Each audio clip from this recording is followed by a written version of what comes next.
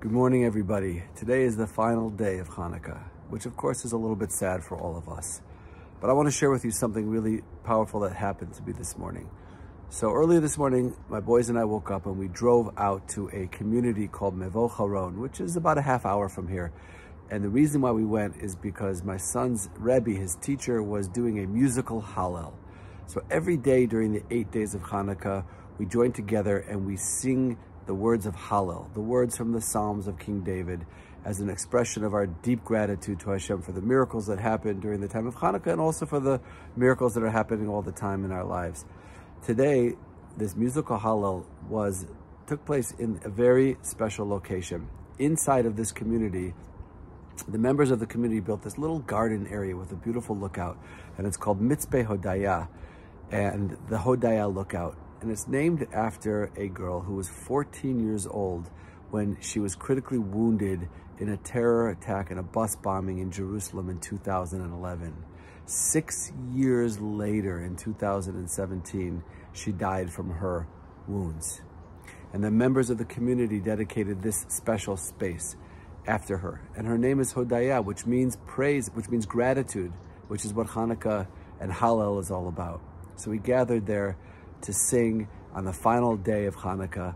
And the rabbi, before he started, said something very beautiful. He said, ask 10 people, and 9 out of 10 will tell you that the world today is a darker place than it was before October 7th. And he said that's simply not true.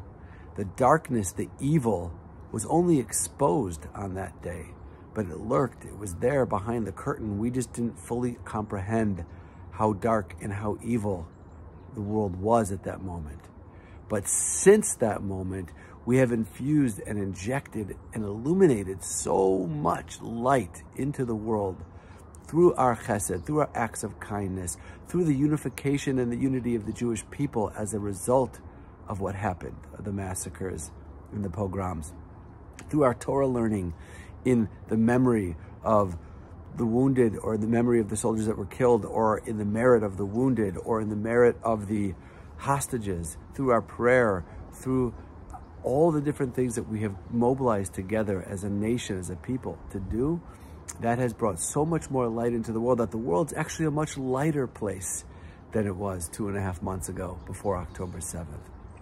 And I think it's really important for us to remember that, especially in these final moments of Hanukkah, as those last lights were kindled last night. And that light has to bring us through this dark period, and it has to hold us strong with our emunah, with our strength, with our commitment during this dark period. It's really important to remember that what we're doing right now, the light that we're bringing into this world, is making an incredible difference. So I'm going to share with you just a little clip of that video of that Hallel, and you can see how beautiful it was, and you can get a feeling of how much light and how much beauty we're bringing into the world right now. So I want to wish everybody a wonderful Shabbos and a happy last day of Hanukkah, and a Shabbat Shalom from Yerushalayim.